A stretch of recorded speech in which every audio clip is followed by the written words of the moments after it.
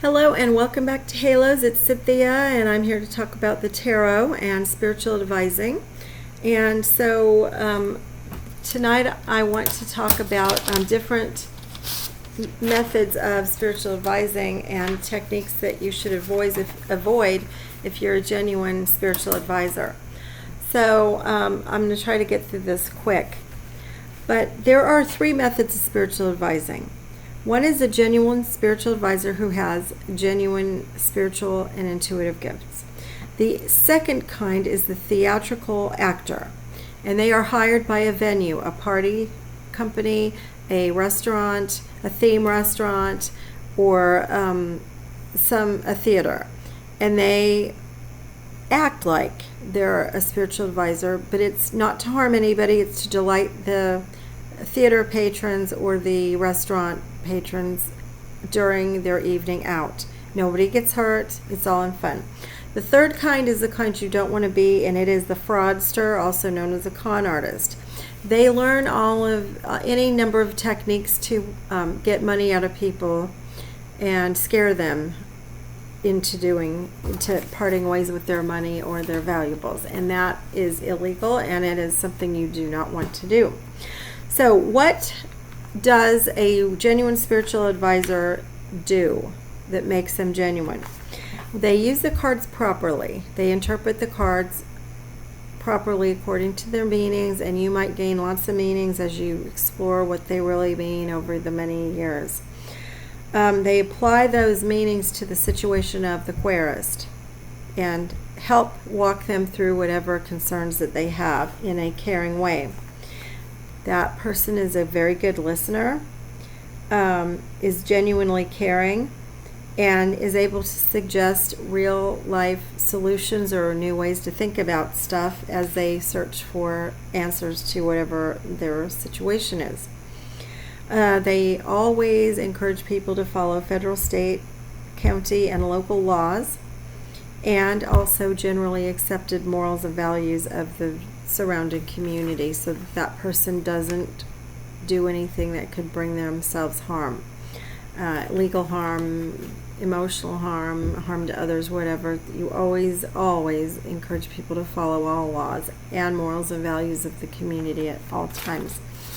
A genuine spiritual advisor, whether they work alone or for a metaphysical center, will have a set fee and a set time. It used to be where I worked that we had $20 for 20 minutes. It was reasonable, people could afford that, and it wasn't a huge amount of time out of their day. It was about as much time and money as lunch out would cost somewhere.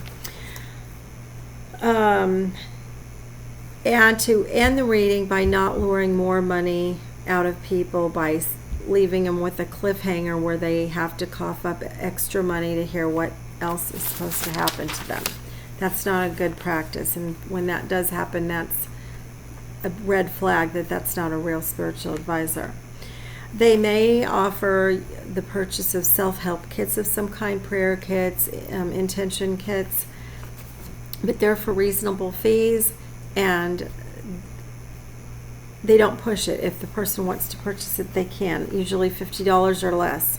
So it might be pricey, but it's nothing that would take them away from being able to pay their mortgage or something. They use their genuine intuition to report to the client any messages that they're receiving, even if they don't make sense. And a lot of times the person will get back to you and say, you know, this really did happen. Oftentimes names will come up, and amazingly the names that come up are names that mean something to the querist. That spiritual advisor will also have a long-standing reputation for good in the surrounding community. So if you've passed by a psychic shop for many years, whatever it is, spiritual advising, and it's still there, they're probably doing everything right and they're trustworthy. If you see one that comes up and then they're gone a few months later and then they pop up somewhere else and they're gone, that's a red flag. Now, let's move on to the theatrical advisor, or the theatrical performer. There's a lot of people who want to be spiritual advisors, but they just don't have the spiritual gifts to do that. So they end up going into performance type of jobs where they perform as an actor portraying a psychic in a theater, in a restaurant. Restaurants hire lots of people, some theme restaurants do, to be wandering magicians and spiritual advisors with all different kinds of fabulous tools. And those people are trained to use crutches in order to do the job for the restaurant. And that the purpose is to delight the guests, not to harm them, not to embarrass them, not to bring out things that they don't want anybody to know, but just so that everybody has a fun time while they're out for the evening. The way they often do that is that they have hidden microphones everywhere. And I interviewed for a restaurant, a very fabulous restaurant once. I decided not to take that job. It was too far and too late at night.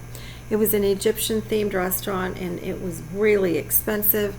And they told me, I said, I have real intuitive abilities. They said, well, we don't need them. We're not hiring real intuitives. We're hiring actors, and we will train you. We have the whole restaurant, every table, everywhere, every wall has microphones and cameras in it that are hidden. And we have a whole room of people in a back room that are recording all of this for each guest.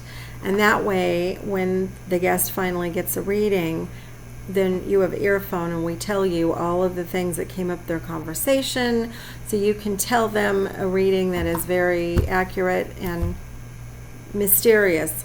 How did you know that? But when I read the reviews about that, a lot of the people that had went there for dinner said, I was talking about that before we went into the restaurant, and then 2 hours later, that's exactly what was brought up. I'm suspicious. So people know when it's not real. They know that. So some techniques that they employ besides cameras would be cold readings, which are also known as the Barnum or the Forer effect, and that's just making sweeping, broad statements. You seem like a person that might get nervous sometimes.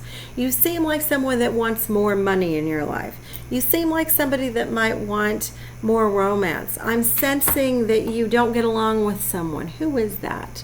So those are statements that do apply to everybody. Everyone has those same issues. And then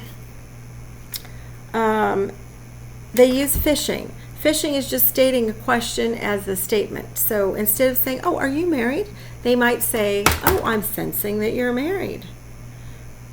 And if the person says no, then they volley back into, well, I'm feeling an energy around you that makes you feel very attached to someone. Oh, yeah, that's my sister. Oh, you have such a close association that it almost seems like a marriage. Well, it kind of is. We live together. We're roommates. Oh, okay, that's clear then. So that would be fishing, and it's just a question that's posed as a statement, and a lot of like sensing and I'm feeling and I'm being shown are phrases that get thrown into that. Forcing is a technique, and that means that you make a statement that's more specific and the person says, no, that's not true. And then you keep insisting, yes, it is. That's what I'm being shown. You have to admit this. It's true. And so the person may admit it, and they're thinking, no. Or they might eventually realize, oh, gosh, I forgot all about that. And they force their mind to match that statement up with something because they're under pressure. And that is theatrical. That is not real intuitive abilities. Piggybacking is something where you, and this could be real or not real. It could be theatrical or real. When there's a lot of energy and you're reading somebody and there's a lot of other people around, you might accidentally pick up energy that you think is for them, but it's really for somebody else. But if it's theatrics and you get something wrong, actors have taken that ability from genuine psychics and applied it to what they're doing, and they say, oh, well, then it must be for the person right next to you or behind you. Has anybody else got this issue? So they just apply that statement to somebody else. Then to distract people, there's usually a lot going on in theater or restaurants, especially restaurants or parties. So they might have stage tricks going on too. Some people might be doing mentalism. Some people might be doing sleight of hand card tricks. Anything to distract people. So there's a lot going on, and they that seemed real, but I don't know anymore. So it just seems like a really amazing evening because so much is happening. And then some places will plant noise-making electronics or devices that touch. And for example, I went to Disney World once and we saw a movie of some kind, and while we were watching it, we got splashed in the face because they had spritzer machines that came out of the ceiling, and then later there was something that came out from under the seats and tickled our ankles. So it was probably something on a wire. Well, those kinds of things can happen in venues for spiritual advising type themes as well. And that's all in the good and fun of theatrics. And people are going out for a theatrical evening, and they know that. So these type of readings might predict outrageous things. You're going to buy a yacht. You're going to run across $100 by accident. You'll get a windfall. You'll marry royalty. You're going to become an executive in 5 years and make multi-million dollars. Things that probably will never happen, but it gives them a little bit of a lift, and it's fun. They can talk about that. So these kinds of techniques are not for a serious spiritual advisor. They're for theaters, parties, and just fun, where people know that it's not really real. And then the last kind is the fraudster or con artist, and they use all kinds of techniques that I don't know about in order to do one thing, and that is to rob people of their money or their valuables. And they somehow, and since I don't do this, I don't know, and I don't want to know, that they harm people. They scare them, or they convince them somehow through whatever means they use that they're a real spiritual advisor, and that the person has to somehow give them money or valuables in order to be safe, protect their loved ones, ward off ghosts, whatever. And that is not real intuitive gifts. It's not real spiritual advising, and it is not real theatrics. Those two first ones, people don't get hurt. But this last one, the motive is to hurt somebody. So never go with the fraudster con artist because that is really wrong. So to wrap this up, fraudsters usually end up in trouble with the law, and you don't want to go down that road either.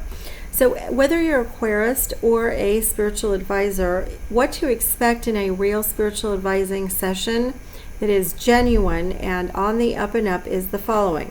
There will be a flat fee that is reasonable and paid in advance, and you will be asked to acknowledge a disclaimer that it's not for medical, legal, psychological, or other state licensed type of things. You will have a set time limit. You will have accurate reading of the cards and other tools, if other tools are used, like a crystal ball or something. And real feelings will be explained to you. You'll be allowed to record the session or take notes on it. The session will end on a positive note that will uplift you and make the querist feel like they have the power to face whatever issues that are going on in their lives.